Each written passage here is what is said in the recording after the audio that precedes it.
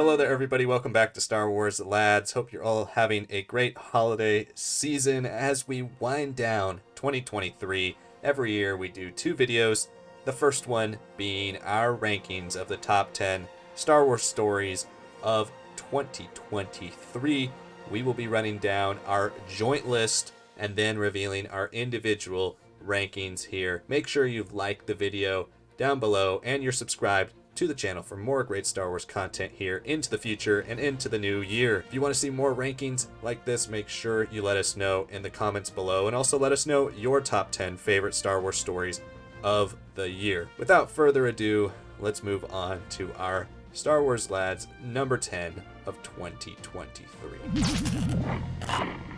Coming in at number 10 on our joint rankings is Mandalorian Season 3. Some of my favorite parts about this season were the really interesting world building that we got with the New Republic episode and a lot of the stuff that's been happening with Mandalore and potential Mandalore allies. The Mandalorian Season 3 is also the best looking season of the show. There are some excellent dogfights and incredible space action. I also want to note that I was an absolutely huge fan of all the starship battles. They were all really well done. They all felt like they had a lot more weight and danger to them. Couple that with some impressive character design and character work. There's a lot of great puppetry, special effects, and visual effects in this season. As a cohesive season of television though, The Mandalorian Season 3 is all over the place. It both wants to be a serialized television show telling the story of Moff Gideon as the main bad guy, as well as Bo-Katan's reclamation of the title of Mandalore. But you throw in random episodes here and there with side adventures with Din Djarin, then tonally and structurally The Mandalorian Season 3 feels like it has no identity. I will admit that the season is unfortunately a bit disjointed, and overall, even though I did really enjoy this season, I don't think Grogu grew as a character. For our individual scores, Liam put The Mandalorian Season 3 in his 16th place, and I put Mandalorian Season 3 as 8th place.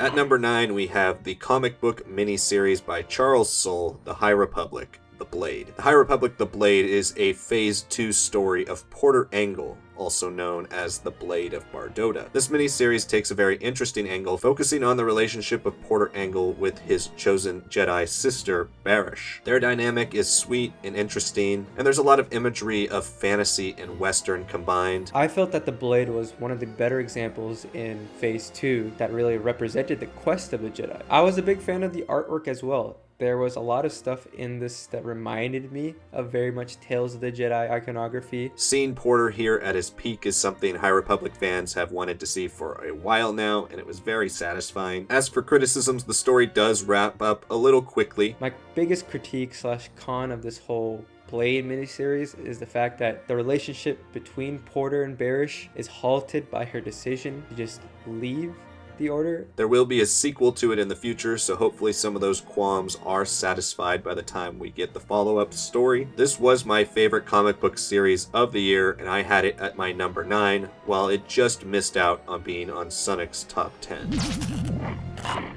For our number 8 in our joint rankings, we went with Inquisitor, Rise of the Red Blade by Delilah S. Dawson. Some of my favorite writing in this book was centered on the events of the Attack of the Clones and just after, and the impact on it for Iskat. Inquisitor Rise of the Red Blade definitely was the most surprising Star Wars book of 2023. A story about an ancillary character in the background of one issue of the Darth Vader comic book series turned into one of the most introspective and compelling darkside stories I've read in a long time. I was also a big fan of a lot of the full circle moments, which really helped accentuate Iskat's fall and her journey towards becoming an Inquisitor. It's a character study through and through. Iskat is a character who's anxious, frustrated, and self-conscious. She feels like an outsider, but she never quite comes across as distant to the reader. This book is also quite violent. It starts with a warning from Dawson about the violence that will be portrayed in it, and I think she delivered on that promise. It's dark and twisted, and Dawson's writing makes you actually care for a character that becomes dark and twisted. I think my biggest con for this book is that Inquisitor Rise of the Red Blade doesn't really show a lot of time with Iskat being an Inquisitor. I wanted to see a little bit more of the process of becoming one. Inquisitor Rise of the Red Blade came in at 6th place for Liam, and it came in at 11th place for myself.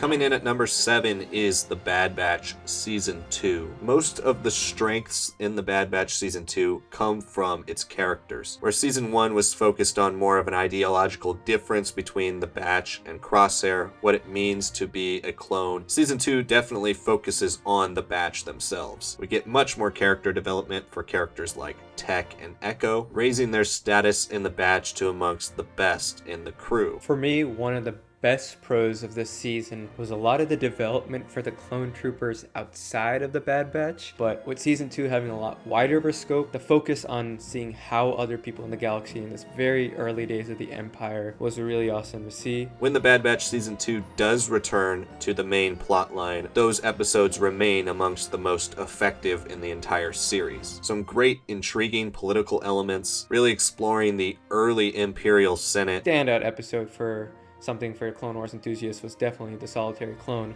And this episode especially is a great reflection of all the things that the clones as an army really went through. The Crosshair episodes, even though they are few and far between, are also excellent. As for the cons of this season does feel quite unfocused at times. My biggest con of season 2 is the lack of continued development for Hunter and Wrecker. Looking at our individual rankings here, Sanak did enjoy The Bad Batch Season 2 a bit more than me. He placed it at his number 6. I placed it a couple spots lower at number 8. For our combined number 6, we went with the High Republic Battle of Jedi, the audio drama written by George Mann. One of my favorite parts about this audio drama was that it not only served as almost an unofficial second part of a trilogy of adult novels, but it also made a great point of using the audio drama format to its fullest capacity. The Battle of Jedha is arguably Star Wars' best audio drama. The production value here is incredibly high. Even small details like the voices of the crowds, the screams of people in the line of fire, the chaos that the audio makes you feel, it's extremely engrossing as a product on top of its fast-paced and exciting story. I love that every major chapter started off with how much time was left before the great explosive event of the story, which was a really cool way to keep track and feel and build that tension. I was also just generally a fan of how well done this battle was. The Battle of Jedha also introduces some great characters like Creighton's son and Ada Forte, two Jedi that would carry on into future novels and be amongst my favorites in Phase 2. The High Republic Battle of Jedha came in on 7th place on both of our individual lists. Coming in at number 5 is The High Republic Path of Vengeance by Kevin Scott. It continues the story of Marta Rowe, Yana Rowe, and the Mother, as well as The Path of the Open Hand. Path of Vengeance is an interesting novel, telling a parallel story to Star Wars Cataclysm, but this time only focusing on the Path's perspective. A pro for me of The Path of Vengeance is obviously The Path of the Open Hand. How they were explored let the Mother feel like something quite unexplainable, which is really cool for this type of story to tackle. Like Path of Deceit, Path of Vengeance gives you an excellent look at the hierarchy and structure of the Path of the Open Hand, the effects and the extent of the brainwashing in this cult. And again, Marta Rowe continues to be an incredibly interesting villain. Her fall from where she is at the beginning of Path of Deceit to where she is at the end of Path of Vengeance is probably the single most satisfying arc in the entirety of Phase 2. Sanak and I very much so enjoyed the Path of Vengeance, and we both have it as our 5th best piece of Star Wars in 2023. Coming in at number 4 is the first adult novel of the High Republic Phase 3, The High Republic Eye of Darkness by George Mann. I thought George Mann was really awesome at exploring actual Battle of Jedha in his Battle of Jedha audio drama, and when tasked with the adult novel format, he created something that was really visceral. You do feel a lot of the weight here in this book. The Eye of Darkness is impressive in its scale. It's a huge, grandiose story with multiple sets of characters, but the real achievement of the novel is that George Mann is able to give all of his characters satisfying moments. Whether it's Avar, Markion, Elzar, Lena So, each character feels like they grow and progress in different ways. When you walk away from the Eye of Darkness, the characters are truly what you will remember. There are some great set pieces in the Eye of Darkness as well. An attempt to breach the storm wall is a very exciting and shocking moment in the novel. Just like our joint ranking, the Eye of Darkness came in at 4th place for both of our individual lists. Coming in at our number 3 is The High Republic Cataclysm by Lydia Kang. Cataclysm is epic in every single way. Where Phase 2 always kind of felt like a setup or an expository phase, Cataclysm proved that not only is that not true, but it's all building to what is the biggest battle we have ever seen in the High Republic with the Battle of Dalna. The Battle of Dalna is absolutely chaotic. There's so many characters involved, so much bloodshed, so much action, where the Leveler and the Nameless might have been used like Alien, stalking from the shadows in a more horrific way in Phase 1. Here in Phase 2, it's more like Aliens. It's one of my favorite battles I have ever read in a Star Wars book. But on top of the action and the plot of this novel, Lydia Kang does a great job with the character work here. Characters like Axel Greylark, Fontuzin, and Ziriel Barin that I found to be some of the most satisfying of the non-Jedi characters in Phase 2. Yeah, a pro for me for the High Republic Cataclysm was the Yaddle stuff. Her story is just so out there, dealing with this like Force-sensitive child that is just too gifted but too crazy at the same time. Another big pro for me was that the spectrum of emotions that Galanatai was lacking in the High Republic Convergence is fully realized. She does feel like a Jedi that I care about now. Her relationship with Axel colors her in such unique ways. The things that make her staunchly a Jedi, the things that make her want to be possibly with him. And some of our main Jedi from the initiative, like Creighton's son, Ada Forte, Sharril Roy, and Inya Keen, all get time to shine here. The High Republic Cataclysm came in 3rd place on both my list and Sanak's list.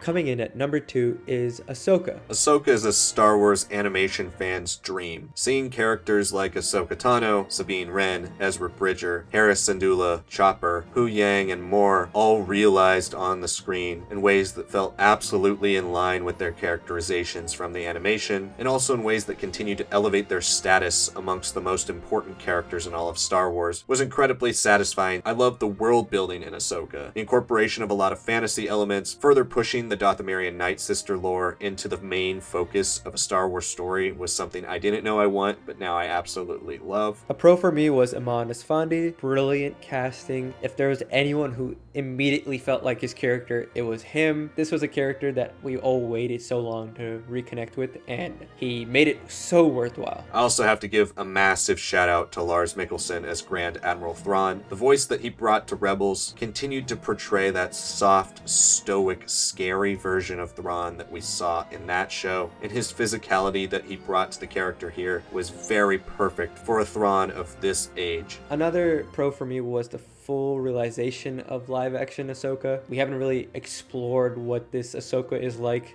in the years after Rebels. This TV show really allowed us to understand that she's got history, that she's got post her return after Rebels, and here she finally breaks down those walls of I have to just focus on the future. She fully embraces her past, all the trauma that she deals with Anakin, with the World Between Worlds, with the Mortis connection. And we absolutely cannot forget the tremendous work by the late Ray Stevenson as Baylan Skoll. Baylan Skoll is one of the best live-action Star Wars villains we've had in a long time, and Ray Stevenson's commanding performance as the villain will remain a timeless treasure of Star Wars. For our individual rankings, Liam put Ahsoka at 2nd place, and I put Ahsoka at 1st place. Coming in at number 1 is Jedi Survivor. Jedi Survivor is by far the most ambitious Star Wars game we have ever seen. On a technical level, Jedi Survivor passes Jedi Fallen Order in every single category. Its combat is more refined and well fleshed out. Enemies are very different, more complex. Fighting hordes of stormtroopers or droids or a mix of both requires you to be incredibly precise with your timing, planning ahead on which moves and combos you are going to use in the future. And the sense of exploration present in Jedi Survivor is absolutely massive. I was all in on Survivor, attempting to complete 100% of this game almost immediately after I finished the main story. A big pro for me was the stances, just how each stance changed the storytelling, changed the action of the game. On a story level, I much preferred Jedi Survivor's story to what we got in Jedi Fallen Order. Survivor's story is ambitious and Legends-esque. It attempts to unify multiple eras of Star Wars canon storytelling, pulling in elements of the High Republic, mixing it with new fantastical lore, and of course the storytelling continues to push, examine, and explore the excellent characters that the series has created. A pro for me was the Cal and Marin relationship. Everyone wanted it since Fallen Order. Once Marin's in the story, we're running full speed ahead, and it's great. I also really loved the new characters introduced. Bode is a really great character, and his arc throughout the entirety of the game was something I quite enjoyed seeing. Jedi Survivor is absolutely the best piece of Star Wars media we got this year. It already ranks amongst probably the top 5 Star Wars games of all time. It does what a perfect video game sequel should do, and that's double down on everything that made the first one good. For me, Jedi Survivor was my top piece of Star Wars of 2023, and for Sanak, it was his number 2. Thank you so much for watching our top 10 Star Wars of 2023. Make sure you leave your top 10 down in the comments below. Make sure you hit that like button. Let's try to get this video to 40 likes. And if you are just discovering us for the first time, subscribe to the channel. Thank you so much for watching, and we will see you all next time.